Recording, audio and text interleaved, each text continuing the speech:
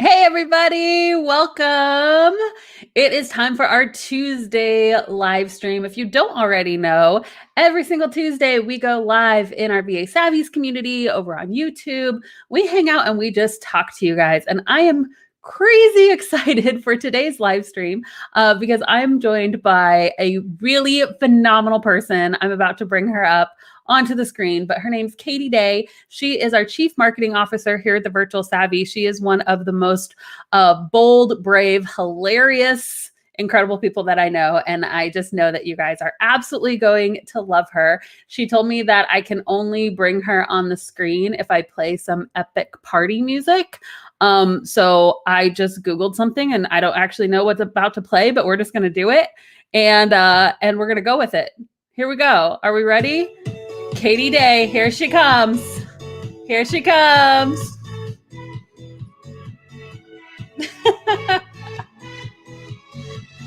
Oh, that was you can use some beatboxing. She's like, you have made me beatbox enough, Katie. You do not get any more beatbox. That was, hey, yeah, that was a random selection. I literally just Googled free party music and clicked the first thing that ended up pretty well. It did. Is it royalty free? I might just play it when I walk into grocery stores and things, just on my phone. I think it's just my intro music for any time I intro anywhere. Absolutely. Into my own laundry room. I like it. How are you doing? I'm so good. How are you? I'm good. I don't think people know that we are both in the same city, the beautiful, sunny Springfield, Missouri. That's right, we are. And guys, we talked about, we were like, we should be sitting in the same room, and surprise, we are. Just kidding, we're not. It's a very oddly decorated room. Two different things. But no, we live super close to each other, which is so fun. But today is a snow day with no snow here in Missouri. They called a snow day last night, and pretty much nothing happened. So we are just at home with our kids when it's cold outside. So Katie and I both may have kids busting in on us at any moment, but you just go with it, right? Oh no. Yeah, they're locked out of my husband's. This is my husband's office. Can you hear me? Yeah. Hello? You're good. You're good. Okay. I've locked my kids out of my husband's office where he has many leather-bound books, and it's not my normal aesthetic, but it's private. So let's do this. Let's do this. So today we are talking about criticism versus critique. And I know that this is huge for me. I remember my first mean comment I got on the internet. And if you're going to do anything at all, putting yourself out there, whether it's your freelancing business, your VA business, some design that you did, just a nice personal accomplishment, and you think, wow, people are going to really cheer for me. And then you get the haters. This is going to be a good discussion for you. So let's just start off though by Katie, why don't you tell everybody, because this may be the first time people have actually seen you. So tell everybody a little bit about yourself and, kind of your experience with mean people on the internet. Okay,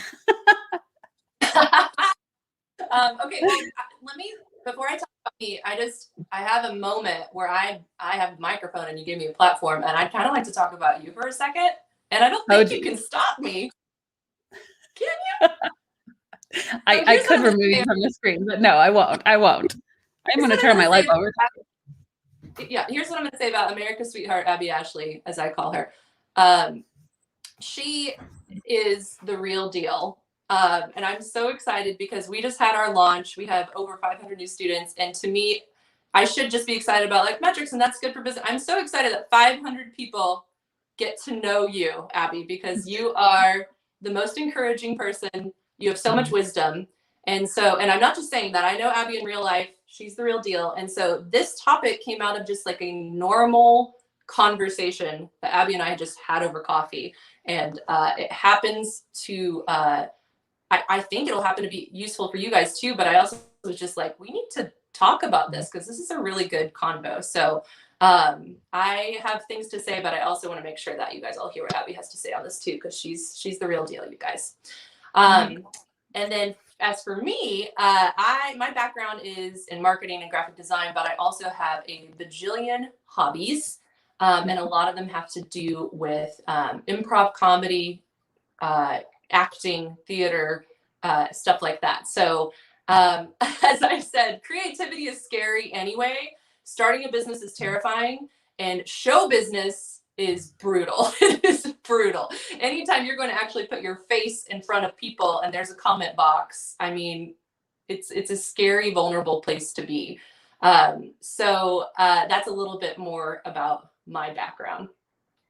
So You have kids. So you've seen Wreck-It Ralph too, right?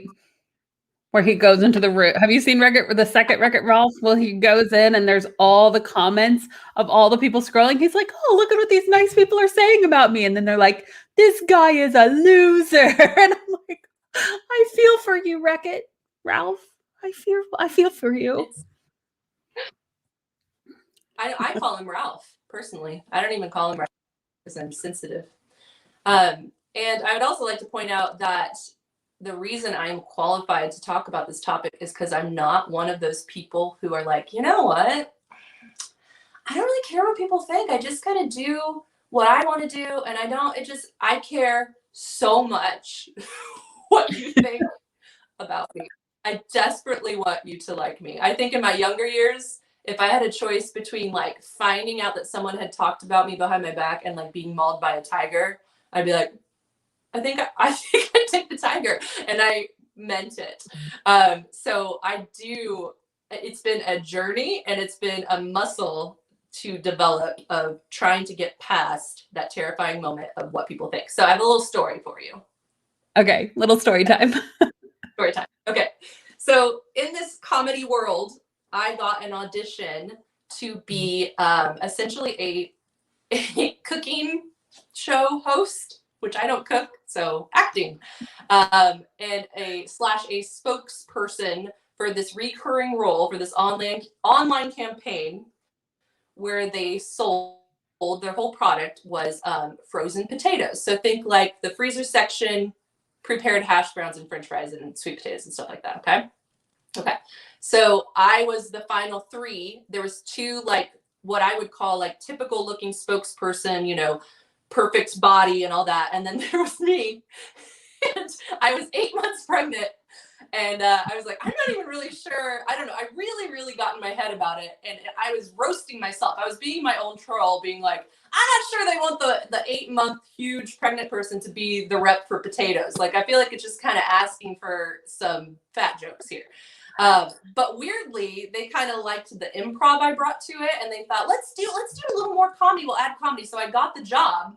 And then I found out they weren't going to wait. They were going to go ahead and film it while I was still, very, very pregnant. And not only that, they were filming the whole year of content in one day. So I would then be 8.5 months pregnant for the following 12 months of this cooking show. And again, I was not being very nice to myself. I was really in my head about it. And it was also one of the first times I'd done something like this with a huge crew.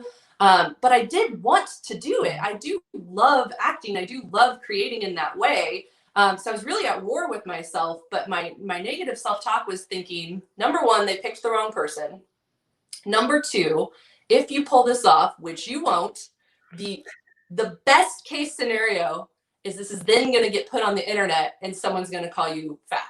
That's what I thought. The best case scenario, I actually pull this off and someone's going to call me fat. So we film all 12.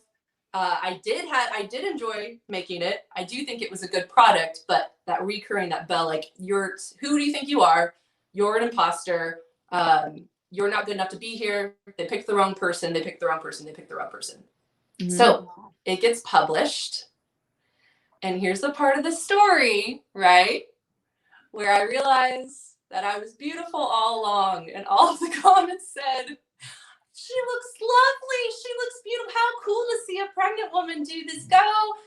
That did not happen. That is not how this story goes.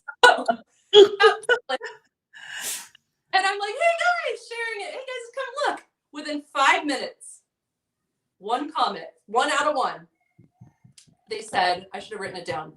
Looks like somebody's been eating too many potatoes. Which, by the way, you had been waiting for it all along. I could have written that. I already wrote that joke. I wrote better jokes than that, Gary. But and then, you know, it went on and said, couldn't you have found someone less fat or something like that? So basically, the actual worst case scenario that I invented in my head actually did happen. And then I realized something. I was okay. Like, I was alive. Right? I didn't die. And I kind of had a moment where I was like, well, hey, this is as bad as I thought it could get. And it's really not that bad. The fear of it was actually scarier than, sorry if you can hear my daughter. Yeah, it's like, hey, I'm inspiring people. Come back later, Sadie. She doesn't care. But can you hear her? Yeah. Oh, good. It's fine. We're all there. My kids are home today. It's fine. I gave my 10-year-old $5 to keep her from the door. I think okay. Anyway, it's gonna be fine. So all that to say, I realized that I had a choice to make. I could not create, I could not get in front of the camera, and I could not get feedback, or I could create and risk that, you know, I would get negative feedback. Like, which life do I want to live? Do I want to live the safe life where nobody can say anything because you didn't really do anything? Or the, you know, the bold life where, yeah, sometimes people don't like it, but at least you did something. You did it, right? Yeah. What about you? No, there's so many parts of this story that I think are so relatable. Number one, like, we're talking critique versus criticism, but like the harshest critique you got out of that whole thing, like, sure, the guy, you know, the stupid Gary. Of course, Gary had to come out of the woodwork and say those things that your fears had validated, whatever. But like, the harshest critique you gave was the critique you gave yourself. And I think that's so many of us, right? Like, I think so many of us, it's like, we don't even get to the point where we are, we don't even get to the point where we're putting ourselves out there enough to get criticism because we're too busy beating ourselves down with the criticism stick. And so we don't actually even attempt to do the thing. So I feel like that's almost the first step in this is just giving ourselves some grace, right? And believing in ourselves a little bit, because deep down, like, you wouldn't have done that if you didn't think that you could do a good job, right? Like, I think that there's people out here thinking about starting to freelance or starting to do a virtual assistant business, and you wouldn't even be thinking about doing that if there wasn't something inside of you that said, like, I actually think I would be pretty good at this, right? Like, so it's, I think we all have that base level confidence, but then it just gets like covered up so quickly with our own critique. So, yeah. Abby, will you put that quote on the screen and read it? And I'm gonna go put a cartoon on for my kid real fast. Yeah, I think that's a great idea. Thank you. You're good. Okay, so we'll have Katie back with us in just a minute. But I want to hear from you guys too. Like, let me know in the comments, because we always like for these to be interactive. So tell me, you know, if you want to like put it out there, worst critique you've gotten on the internet. As soon as I ever started running Facebook ads, oh my gosh, mean people all the time. But it's so funny because, you know, I have my own insecurities about, you know, about how I talk or how I look or how all of these different things. And people will come and sometimes say those mean things on a Facebook group, which we'll talk about that, or, you know, on a Facebook ad or whatever. But it's so interesting because sometimes we think like, oh, if I was only different, like this wouldn't be happening. But I've literally seen a friend of mine who is like, you know, typical like model image. Like she was on MTV for a while, like like gorgeous, gorgeous, gorgeous. And she's like running these Facebook ads, and the haters are hating on her too. And so it's one of those things that it's like we are not unique in our ability to have people make fun of us or to have people criticize us. And right now we're talking a lot about physical things, you know, like people calling you fat on a news station, like broadcast or whatever. But there's so much that I think there's other fears too, right? The criticism versus critique of just us doing things wrong or people not liking the work that we produce. So there's so much more, but I think like the blatant one where it's like, hey, let's just get this out of the way is some of those physical comments, which do happen sometimes, right? So we're gonna break that down. I didn't bring up the quote yet, Katie. Hey, Katie. My kids have been watching TV for like 2 hours. It's fine. That was my improv going, how do I save this? It's at home and we're trying to make it happen. Yeah. Okay, so did anyone have any comments? Just people say like that fear factor. I haven't posted much content or pictures that I've gotten nasty comments. Guess I need to get better at that.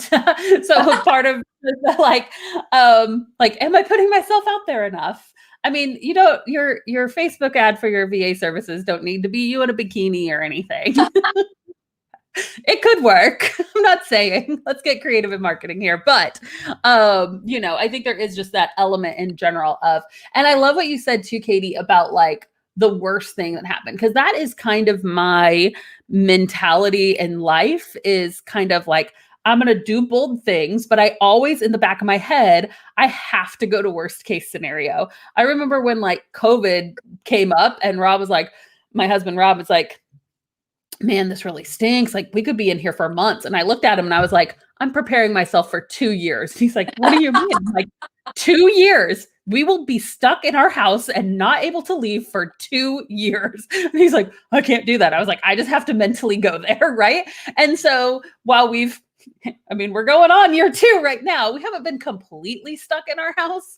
So it's like, see, it's better than I expected. So I definitely have to go to that worst case scenario. But the reality is sometimes that worst case scenario does happen. And I do think there's an element where you have to just kind of like look back and be like, let me think of the worst case scenario and then like actually become okay with it, which is scary, but doable. Right? And yeah, and here's my question for you. So let's say Abby, first year of virtual assistants, gets a nasty comment, and Abby this year gets a nasty comment. Like your recoup time has gotten faster, right? Oh my gosh. It's yeah.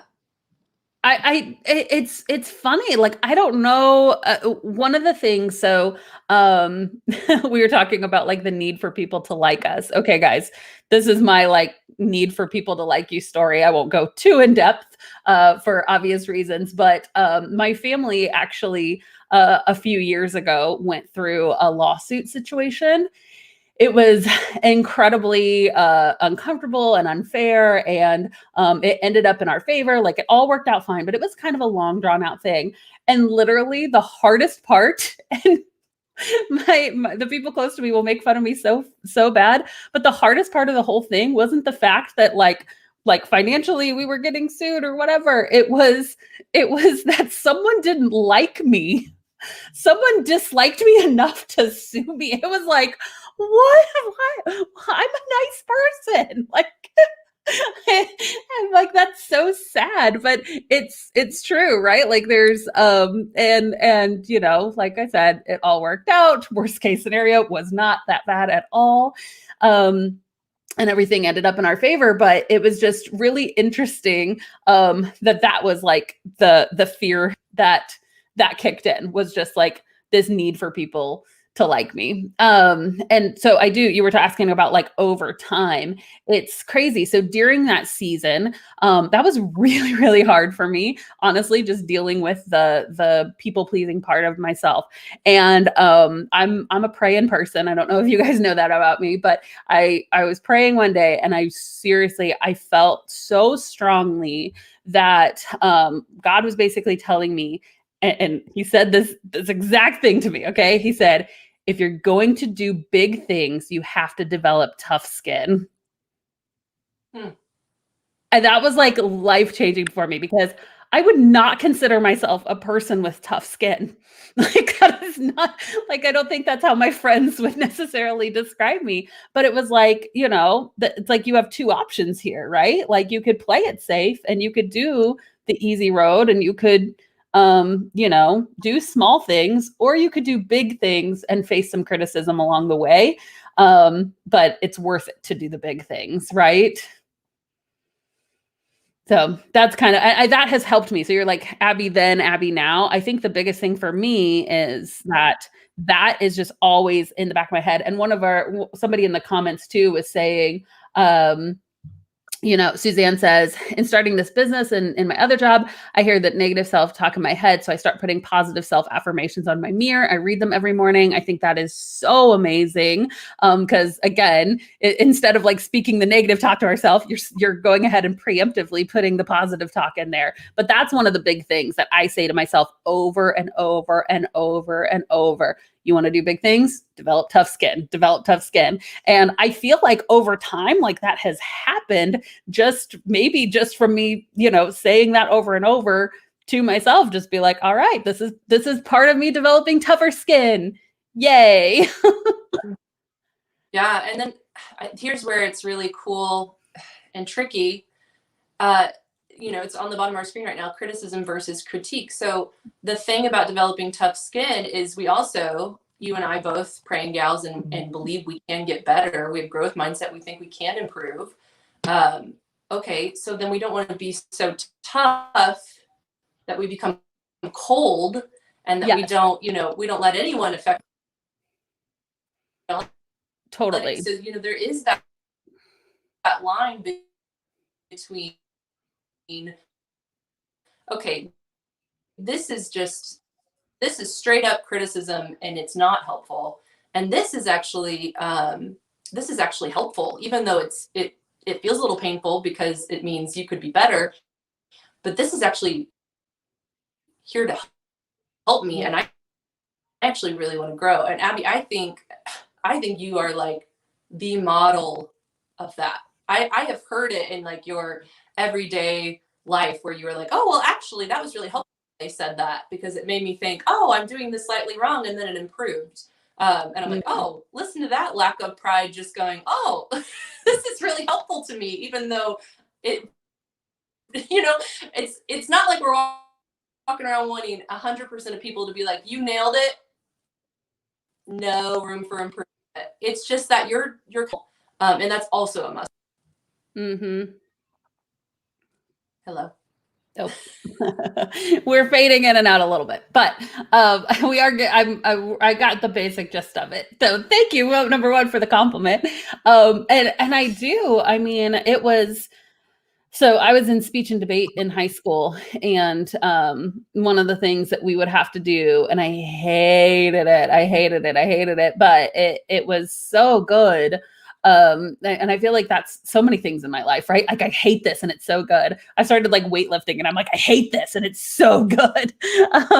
But it's this, like we would get up and we would do our speech or our little, drama thing or a little comedy thing, whatever, in speech and debate that we would do.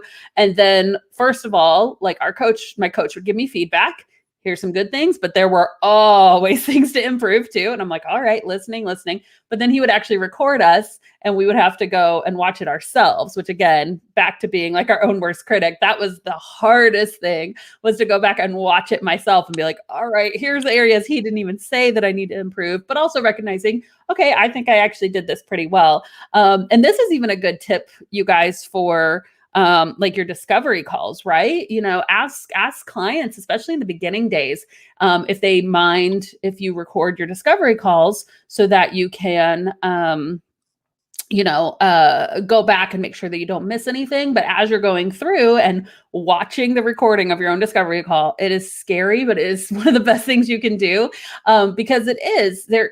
If we're in a growth mindset, if we're in that, like, I want to be better, I want to improve, I believe I can improve, then those are the tough things we have to do, right? Yeah, absolutely. Absolutely. I think this would be a really good time to drop that Yeah. quote though, because it's so Okay, good. so we were talking about this before we jumped on. How do you deal with mean people versus who do you actually listen to? And then Katie came and was like, I've got it. This like perfect quote. So I'm going to bring it up for you here and we could just dissect it, because literally this is so good. This is it right here, in my opinion. So we won't we won't actively say out loud some of the words since kids are at home, but it's just take the essence of it, right? It's really good. I'll read it if that's okay, just since your camera's skipping a little bit. It's not criticism though, it's just critique, Katie. Okay. I accept it and I will improve next time. Katie lives out in the boonies, so it's a little difficult. Okay, here we go. Brene Brown, she says, I want to be in the arena. I want to be brave with my life. And when we make the choice to dare greatly, we sign up to get our booties kicked. we can choose courage or we can choose comfort, but we can't have both. Not at the same time. A lot of cheap seats in the arena are filled with people who never venture onto the floor. They just hurl mean-spirited criticisms and put downs from a safe distance. The problem is when we stop caring what people think and stop feeling hurt by cruelty, we lose our ability to connect. But when we're defined by what people think, we lose the courage to be vulnerable. Therefore, we need to be selective about feedback we let into our lives. For me, if you're not in the arena getting your butt kicked, I'm not interested in your feedback. So good. So good. So what stands out to you about this, Katie? Slow clap. Slow clap, Brene Brown.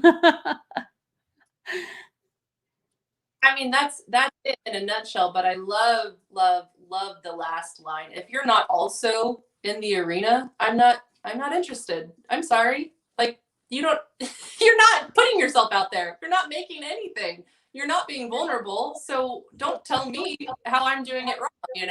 That's a pretty good dividing line between, is this someone in the seats or is someone in here with me in the arena getting their butt kicked? Yep. Gary was not in the arena. I would bet.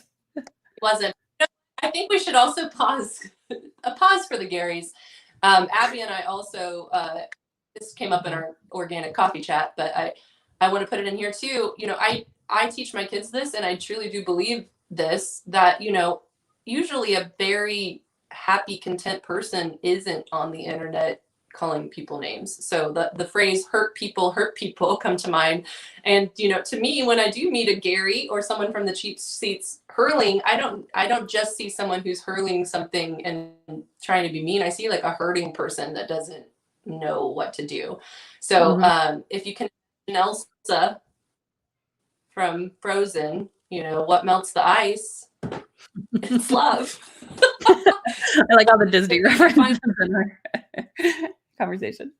If we can find a way to love those that are actually in the cheap seats, and taking action and actively uh,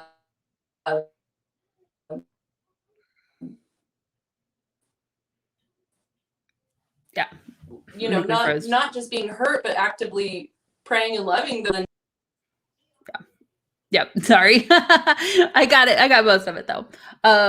Yeah, I mean, that's it, right? The people who are hurling those insults. Some of you guys might not know this. This is like vulnerability hour here at TVS, but like I in like 3rd through 5th grade, I was a mean kid. Like I would consider myself a bully, honestly. I punched a kid in the face once because he called me small fry. I would kill if somebody called me small fry right now. Like, I was like, I went through this like super mean Abby phase, which is so weird to think back at. But like what was I was, I was a 3rd grader, but what had happened in my life? Well, my parents were going through a divorce. I had just moved. When my parents divorced, we had to move to a not very good part of town. And I was, so I was like taken from all the friends I knew. It was my first year at a new school, right? Like I was not like, I was a hurting kid, right? And I think that that was just the way that I like lashed out, I guess. And I found friends and I found healing and I found all of those things. But it definitely like there were a couple years in my life where I was the Gary, and maybe you have been at a point in your life too, and maybe you haven't. But I do think that is that's so true, right? Like we just don't know what's happening. And so sometimes it's like, okay, who do I choose to take the criticism from or the critique from? Well, number one, I'm going to take it from the people who are actually in the arena, who are in playing the game, who are doing things also, who are actually putting themselves out there, or, who know something about my industry. Like if your Aunt Sue is critiquing the fact that you're doing a VA business, but she doesn't even know what a VA is, like, you don't really need to worry about our comments, right? But if it's, if you're in our VA Savvies community or you're in here and you put your logo out and people are like, I think you need to change this or this isn't, like, those are probably the people that you want to listen and take their feedback, right? Even if it comes across mean, sometimes there's like this, okay, what's the good, right? My old pastor used to tell me to chew up the meat and spit out the bone. Like, is there good in this critique? Is it coming from, it's like kind of the filters. Is it coming from somebody who's in the arena? Okay, yes, but it was still kind of mean, or there was some stuff that's just not true. Okay, well, chew up the meat and spit out the bone. Like, what are the things that are true in this that you can take and that you can move forward with? And then get rid of the rest, right? Like, so I do think there is a balance between, still wanting to improve and grow and all of that, without just being like, I'm just going to ignore everybody. Because I don't think that's a good solution either. Like, I'm just going to ignore all feedback, all comments, and do my own thing. That doesn't really work as well. Absolutely. Absolutely. I think you said, you hit on something I have written down before, which is this true? And sometimes it is brutal to find out that it is true. And sometimes it's just simply not true. And it does take honing that self-awareness and that, it's a maturity thing. And then, you got like level 1, which is like, I don't ever want to hear negative feedback. Level 2, where I can sort through it. And then like level 3, unlocked maturity, which is like, hey, I'd like some feedback on this. I'd really like to improve. And that's where the gold is. That's where like the A+ players are. And that's where I want to be. Mm-hmm. Where you actually like ask for the feedback and like, give it to me, give me the critique. Tell me what we could do better. That's something we even do in our business. Is that like, we just did this big launch. You guys probably know about it because we sent you like 5,000 emails. And so we did, we launched our course and we said, hey, like, we're gonna put this out there. And it's this big like 2-week sprint that we go through where we push this course really hard, get everybody in, and then we focus on our students, and it's awesome.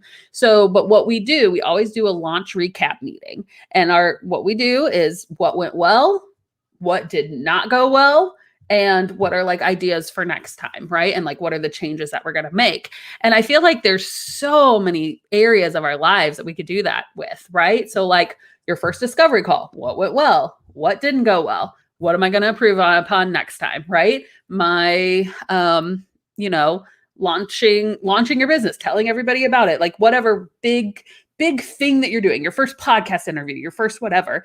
What went well? What didn't go well? What am I going to improve on next time? And you can do that self-evaluation, but asking other people, I agree. That's the level 3 unlocked of like, all right, tell me things. And having those people who are going to be honest in your life, those are really special people. Hold on to those people. Special and nice, or honest and nice. Yeah, those are really good people.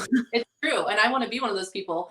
And also, you can do that in your marriage. You can do that in your parenting. Hey, let's just check in. What's going well? What's not going well? It doesn't always have to be in the midst of a heated fight. You can just schedule these things, and then chances are you'll reduce a lot of the heated fights in the future. Yeah, right? So good. Okay, so let's see. Let me just in general, what would you, I'm going to keep this quote up because it's just too good not to keep up. Just in case somebody didn't get a chance to read it or screenshot it. Go ahead. I was like, someone should screenshot that. So I just feel like someone else needs to see it or hear it today. You know what I mean? I know. Send it to somebody. Post it on the gram. Okay, so what has helped you, Katie Day, become more confident? Freelancing as a mom, etc. Is there any like personal practice that you've done, or just something in your own life that you've developed over time that has helped you become a more confident person? Mm-hmm. Yes. So I really like practical action steps. It's my favorite thing in the world. So for me, I think there's a huge balance between me having a growth mindset and always wanting to improve, and then me kind of not like struggling with self-acceptance, which is that affirmation on the mirror, like, hey, you're good too. Don't forget that you're good. So here's just a really, really practical step, which is time block for both. So in your daily habits, make sure you set aside time for growth. And these are the things I'm working on. And make sure you set aside time for self-acceptance. And for me, that is journal, prayer, and gratitude journaling specifically. Because what gratitude is, in my opinion, is what is good right now as is, with no changes needed. And so, sometimes that's like, oh man, this weather is amazing. This coffee cup is so cute. And then I always force myself to think of one thing that I am good as is, with no improvement needed. But I really think that's a hard line, because I, on any given day, can have a moment where I'm just completely trolling myself, and then have a moment where I'm completely like arrogant, like elated, like I nailed that. And it's very hard to bounce between the two. And chances are most of us are pretty dang medium. And so I really want to like hone in on that practice of I'm okay, I'm pretty good, and also I can get better, Yeah. I think it's okay to accept that we are pretty amazing and sometimes not amazing. And all of us are both of those things, and that's okay. And sometimes at the same time. What about you? Yeah, I love what you said about gratitude. So that's something that I'm trying to do more in my life as well. Katie and I, if you guys don't know Enneagram, we are both Enneagram 7s. And I think gratitude and like just contentment in our present situations is one of the most difficult things for an Enneagram 7, because we're always just like, next thing, next idea, self-improvement, next level. I'm going to level up. I'm going to do the next thing, and woo, and new ideas and all of these things. And so, huh? Are they exhausted yet by us? Because you should be. Our brains You should be. Are scary. We're incredibly exhausting. But it's great. I love it.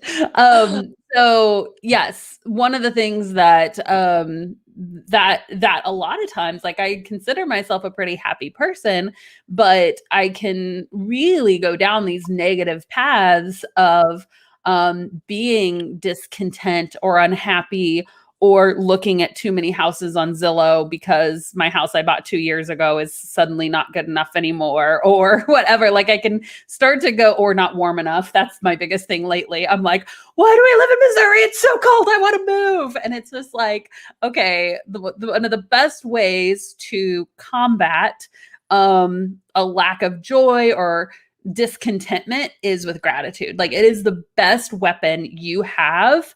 The best weapon you have against discontentment, or even criticism or negativity, is gratitude. And gratitude is an incredibly powerful weapon. And if you do take some time, I don't know if you guys are journalers at all, but if you do take some time and just think or journal through just a couple of things every day that you're grateful for. And it can be something as simple as like this is a really cool coffee cup that I found at Target today, right? Like I'm grateful I found this cool coffee cup. It can be simple things, but I think as you start the practice, you really do start getting into like, man, there is so much to be grateful for, right? And when we choose to focus on those things, I think it does help you become more happy, more content, more confident, more all of those things. So I definitely, I'm like piggybacking on yours, but I think that gratitude is just huge. Yeah. Oh, this is good. Vicky says gratitude, acknowledging something for what it is without any change or improvement. I really like that. I really like that because that's for people who are just really growth oriented. That can be a hard thing to do. It's like, I'm going to accept where I am, but I'm going to get better. It's like, no, like, sure, you can get better, but like, just let's just be grateful for where you are, even if it never changes. That's fine. Yes, So so good. hard. Yeah. And I would say the other thing that makes me personally more confident is as a freelancer, as a mom, all that is do it scared, do Mhm. it anyway, do it even if they're gonna call you fat. Like just keep doing it. You have to do the thing anyway. If it's inside you and you're like, I feel like I need to create this, just create it. And Yeah. maybe no one will like it, but maybe, that doesn't matter. Just you have to do it. Just Yeah. Yeah. And I think sometimes we have to have some duds before we get to the winner, right? Like, people definitely could have critiqued me about how many businesses I started or how flighty I was or how I never stuck to any of them or whatever. Well, you know what? I think that those things were a path to get to where I am now. And I'm grateful for those. And you look at people who, have these huge successful businesses and most of them it's not their first try, right? Most of them it's not the very first thing that they ever did. But I think that everything is a learning experience and it gets you to where you are now, and you have to be faithful for the thing that's right in front of you. Sometimes I view it as like there's like this big wall and here's like your big mighty purpose and you can't even see it, you don't even know what it is, but in order to get there you have to like do the bold steps, and you have to I have to go this way and I have to go like the complete wrong direction, but I wouldn't have even been able to see this thing that's for me if I hadn't have gone that way, right? We a few years ago went to my husband got hired at for a new job out in Oklahoma, and we picked up and we left Northern Virginia and we moved to Oklahoma, and within 90 days he was fired from that job, and it was devastating. Like it was one of the hardest times in our marriage. It was just really, really difficult. And we were kind of at the time like, well, I guess we'll just move to Missouri until we figure things out, right? And now we are here and we have found connections, and I met Katie and we have, like we've built a life here and our kids love it here and we're close to family. And even though I joke about moving to somewhere that it's warmer, we actually do love it here. And I feel like we wouldn't have got here if we didn't if we hadn't have gone to Oklahoma and made the mistakes or fallen on our faces. And like we wouldn't have just moved to Missouri. Like we had no reason to move to Missouri, but it's like because we did that thing that seemed like a failure, it seemed like at the time it was like, well, that was the biggest mistake ever. Well, no, it actually got us to where we are now, and we're actually better people because of it, right? So it's really hard in the moment when those things are happening. If you're getting fired from a job or you're, a client is just bashing you or whatever these things. But sometimes it's like, even if you don't like learn from that situation, or sometimes those situations are wrong, it's not like this is a good thing that happened, but I think good can come out of those situations. wow, listen to that, guys. I hope you're this free live. This is free. Hope you're writing that down. Happy wisdom nuggets. Thanks, Katie. You're I would so love to hear our people watching. I would love to hear if they've gone through anything or if they have any questions. I'm very interested in what people are thinking. Yeah, me too. If you guys have any questions, like I said, this is pretty informal. We've just kind of been chatting about this and in our own lives, but I hope that it's been helpful. If not, it's been fun for us. So even if it was a failure, it's fine, guys. You can make fun of us in the comments. We don't even care. Just kidding. You care. I do care. We will still do it again next time. That's right. It won't stop so much. When this is all over, don't you have a whole bit, like a whole video about like I don't even care? You should post that in the comments. It'd be fun. Or in our Savvies group. Everyone would enjoy it. All right, let's take a look at the comments. I think we lost Katie again.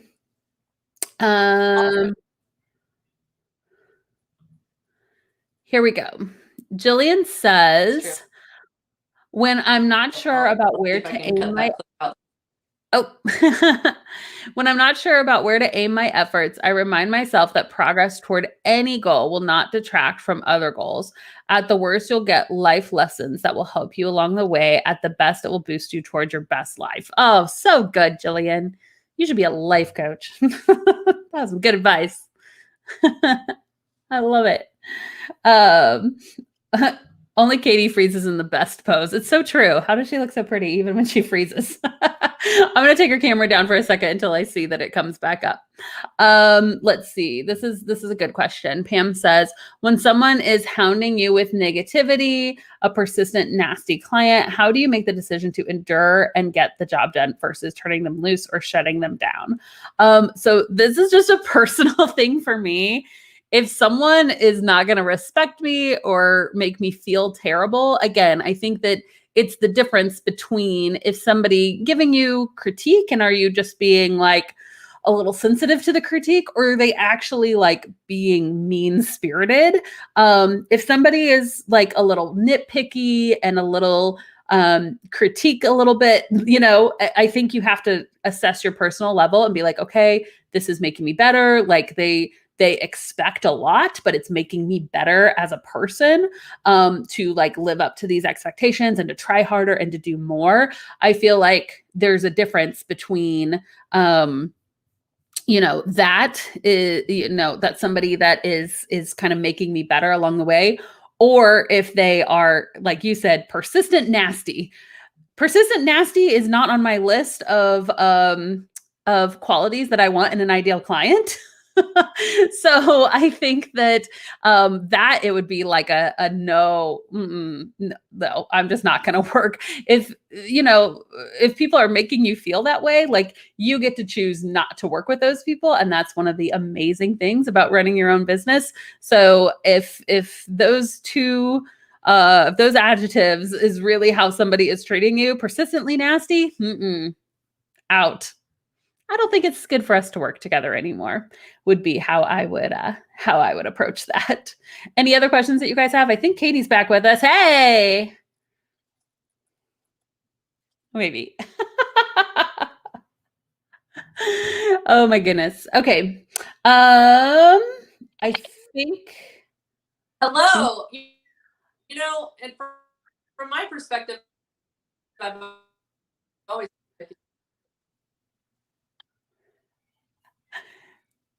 Nope, we got nothing. I'm sorry. I got nothing here. I love you, Katie. I'm taking you down again. Yep, this is true. People are usually nasty because they're miserable themselves. Constructive criticism, okay, we can learn lessons from that, but get rid of the other. C says, how do you bounce back from a client that you actually did fail with? Oh, that's so good. No big fallout. I was just not prepared to take on what she needed. We ended our agreement amicably with a refund, but I worry about her feeling a type of way that I'm now able to give my clients full-time attention when I wasn't able to do that for her. Any advice is how I should handle her? Honestly, I think that honesty and communication is one of the best things. So, I literally the other day had somebody show up in my calendar for a meeting, and it was somebody that I had hired years and years ago, and it ended. It ended okay. It ended a little awkward, and like our working agreement, and we both, I had moved on. I saw that she was doing cool stuff, like we had both moved on, no hard feelings necessarily, but she reached out to me and she just was like, "Hey, I just wanted to come on here and just kind of clear the air and tell you like I'm sorry for how this happened. I'm sorry for how this went down, da da da da." And it was like it was just such a good conversation. And she wasn't like looking for me to hire her again. She wasn't anything. It was just kind of a like, "Hey, let's just clear the air." And it was a really cool conversation. So I think that if you feel like there's anything between you, or you think that maybe she has like this perception, number one, she probably didn't. Like this girl, when she reached out to me, she was like, "You're probably so mad at me." And I was like, "No, I'm really not. Like, I don't actually fully remember everything that went down. So it's fine." Like we a lot of times work it up in our head that it's a lot worse than it really is. But I think that there's nothing wrong with reaching out to her and just saying, shooting her a Loom video even, and just being like, "Hey, you were just on my mind, and the way that we parted, it just felt like, I don't know, I felt like maybe I didn't give you my full attention. I was newer in my business. And so I just wanted to reach out and just tell you like, man, I'm sorry that if you felt that way, I apologize for that. And I just want to make sure that we're on good terms." And that was it. Nothing else. I just hope that you're doing well in business. I wish you well. I love the things that you're doing. And yeah, I mean, I think that just a simple message like that can go a really, really long way. Because we are, guys, we're gonna mess up in our business. We're gonna do things wrong. We're going to fail a client at certain times, right? But I think just kind of owning up to it, and sometimes there's not a whole lot we can even do.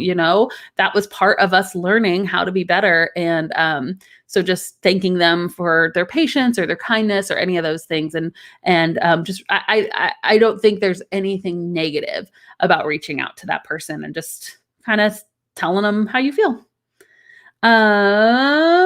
Awesome. So good. All right, cool. Guys, thank you so much for joining me. I had a lot of fun. Katie, if you're not frozen, wave us goodbye. But thank you so much for joining us. This was a lot of fun, and we will keep doing these every single week. If you are interested, oh, what was that? I feel like it's getting worse. If you are interested in starting a VA business, just go to thevirtualsavvy.com/checklist. We have all the just step-by-step tips to help you get started. And yeah, we will see you next Tuesday. Bye, guys.